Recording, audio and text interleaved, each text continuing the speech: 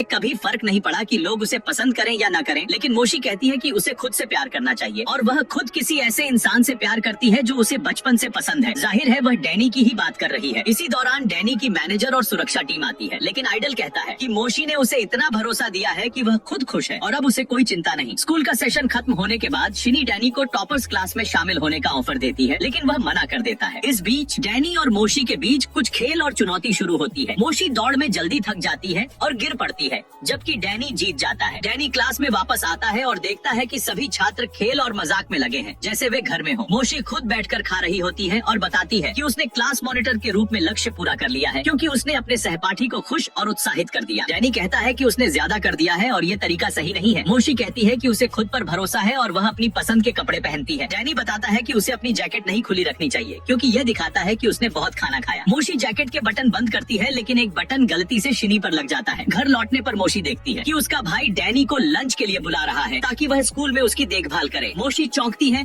और कहती है कि क्या वह सच में ऐसा करेगा। डैनी भाई को विश्वास दिलाता है कि वह मोशी की हर चीज पर ध्यान रख सकता है, क्योंकि वह हर चीज में उससे बेहतर है। मोशी थोड़ी नाराज होकर अपने कमरे में जाती है और सोचती है कि उसे अपनी फॉर्म वापस पाना है और अपनी आदतों को सुधारना है, क्योंकि उसने बहुत अधिक वजन बढ़ा लिया है। मोशी याद करती है कि आइडल लड़का भी बचपन में थोड़ा मोटा था और अब वह सबसे सही व्यक्ति है जो उसे जल्दी से फिट करवा सकता है। अगले दिन मोशी स्कूल जाती है और आइडल लड़के से कहती है कि वह उसे मदद करे और जब वह अपने लक्ष्य तक पहुंच जाए तो वह उसके लिए एक शानदार लंच तैयार करेगी। लड़का सहमत हो जाता है और उसे प्रशिक्षण मैदान में ले जाता है। वह कहता है कि वह तभी मदद करेगा जब मोशी उसकी सारी बातें सुनेगी और पूरी तरह पालन करेगी। पहले ही पल में आइडल मोशी से चिप्स छीन लेता है और कहता है कि अब मिठाई खाना मना है। फिर वह उसे क्लास में ले जाता है और उसका अभ्यास करवाता है। मोशी पूरी ताकत लगाकर दौड़ती है और आइडल कहता है कि यह सिर्फ वार्म अप था, असली चुनौती अभी बाकी है। मोशी चौंकती है और फिर ट्रैक पर दौड़ लगाती है। वह इतनी मेहनत करती है कि कल्पना में खुद को किसी ऐतिहासिक दौर में गुलाम मानने लगती है, जैसे कठिन अभ्यास में उसे पूरा पीड़ा सहनी पड़ रही हो। अगले दिन जब मोशी स्कूल जाती है, वह आइडल लड़के के पास जाती है और बताती है कि उसका शरीर पूरी तरह थक गया है और आज वह प्रैक्टिस नहीं कर सकती। लड़का कहता है कि कोई बात नहीं और खुद भी लंच तैयार कर रहा है। वह उसकी आंखें बंद कराकर उसे लंच के लिए ले जाता है और जब मोशी खोलती है तो उसे उसकी पसंदीदा खाने की चीज मिलती है, लेकिन इसमें सब्जियां होती हैं और मांस नहीं।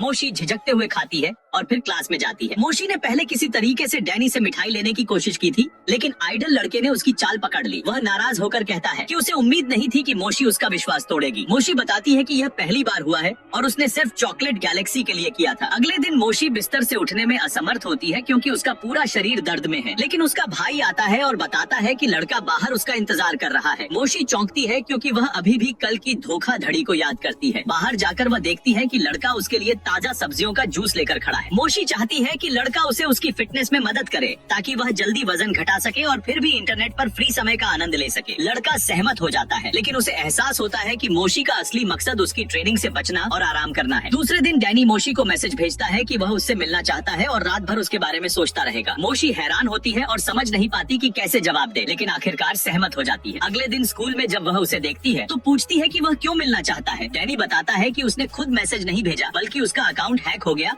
और कोई धोखेबाज मैसेज भेज रहा था। मोशी थोड़ी गुस्से में वहाँ से चली जाती है। इसी बीच स्कूल का सबसे डरावना और सख्त टीचर क्लास में आता है। सभी छात्र डर के मारे खड़े हो जाते हैं, लेकिन मोशी अपनी आदत के अनुसार पानी की तरह शांत रहती है। डैनी उसे बचाते हुए टीचर के सामने क्लास को खड़ा होने का संकेत देता है। टीचर जान लेता है कि मोशी क्लास मॉनिटर है, लेकिन वह नियमों के प्रति लापरवाह है, इसलिए उसे क्लास का एक चेयर बाहर ले जाने और खड़ा होने का सजा देता है। आइडल लड़का बीच में आता है और कहता है कि यह सजा उचित नहीं है।